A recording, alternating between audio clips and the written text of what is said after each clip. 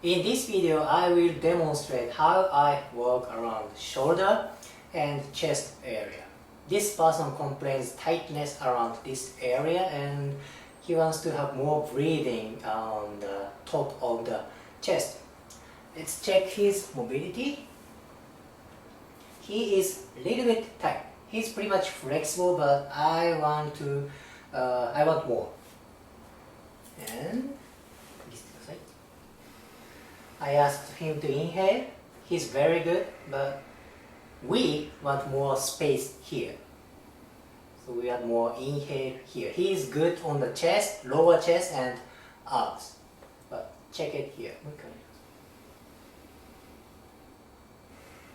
Let's do it. This is before the treatment. I'm going to work on the muscle which is subclavius.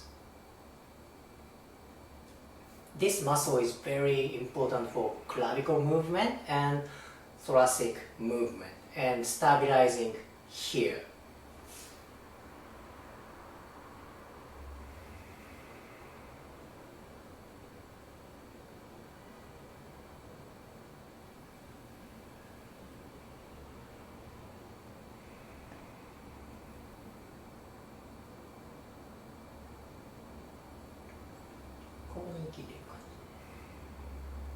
I asked him to breathe into my fingers. That's what I want him to have an image.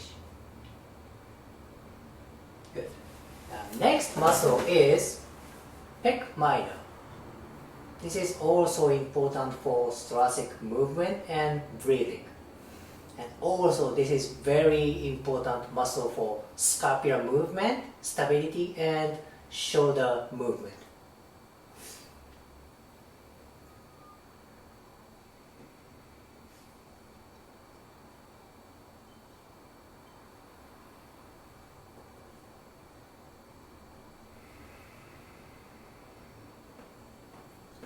Very good.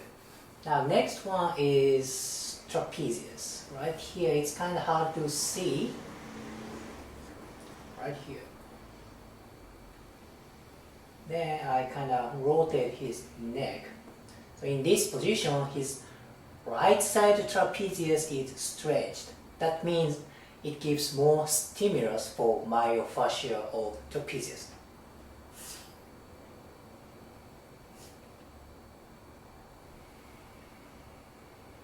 Now, what if I want to give it more stimulus? I can depress his shoulder so it makes length here.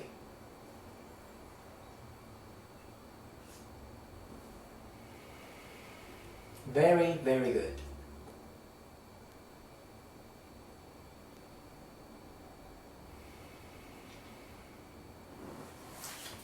Next, I want to work on side of his neck. This muscle is sternocleidomastoid.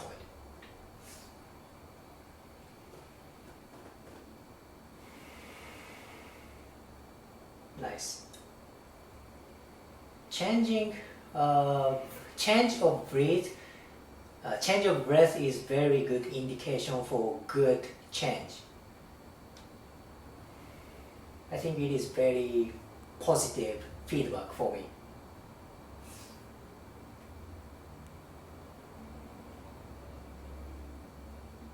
Be careful when you work around side of neck. There are very important nerves on side of neck.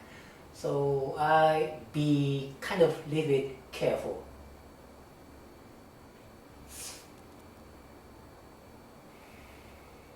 Very nice. I feel his upper chest is relaxed.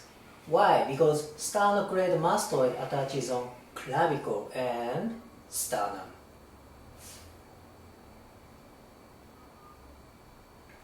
Very nice. I think his breathing is changing.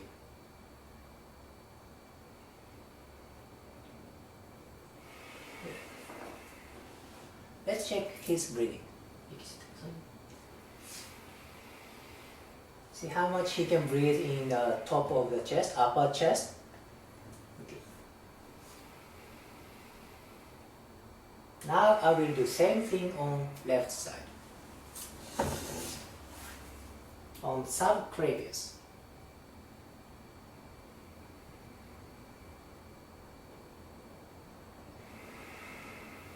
Here's the interesting thing. If subclavius gets tight, it lowers down the clavicle. And posterior to clavicle, there are artery, vein, and nerve bundles, which is brachial plexus. If subclavius pulls clavicle down, it will pinch artery, vein, and brachial plexus. This place is very important. It could make thoracic outlet syndrome. Next, I will do a little bit different thing. I'm gonna work on anterior side of shoulder joint.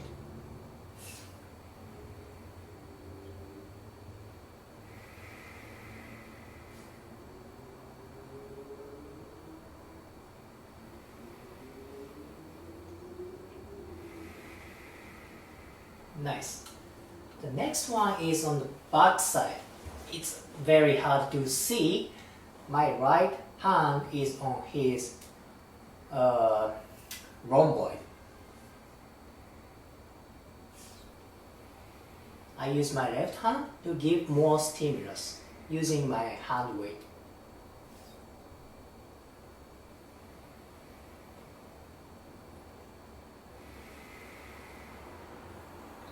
Sometimes rhomboid can inhibit breathing because it attaches on thoracic spine. Thoracic spine is also important for breathing. Why? Because rib cage starts from thoracic spine. Very nice. And left side pec minor.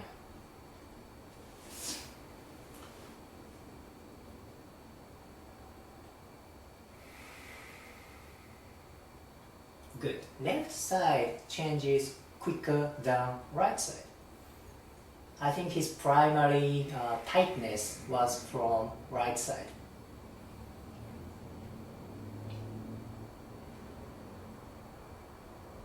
Good.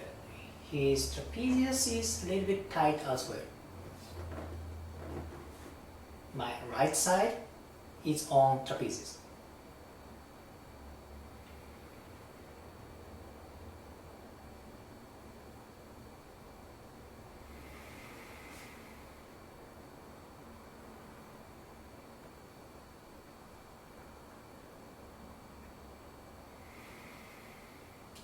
Good.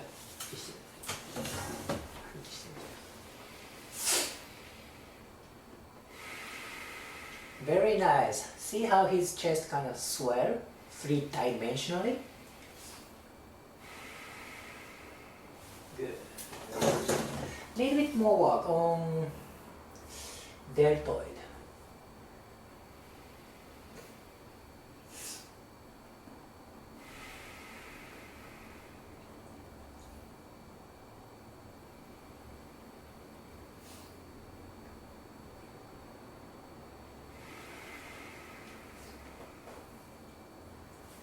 And going to work on serratus anterior. This muscle attaches on rib cage and scapula. That means it is very important for breathing and shoulder movement.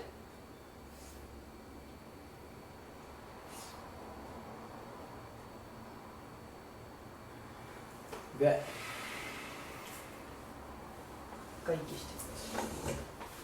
Breathing check. Very nice. It's expanding anteriorly, side and posterior, all the dimension. And I will move his right shoulder. Nice. You see how smooth he can move, and range of motion is changed. So in this video, I basically use myofascial release for upper thorax muscle and shoulder muscles. I also use like peripheral nerve work or lymphatic work or other techniques, but in this video I mainly used myofascial release. So this is today's video. If you liked it, please like, comment and subscribe. See you next video.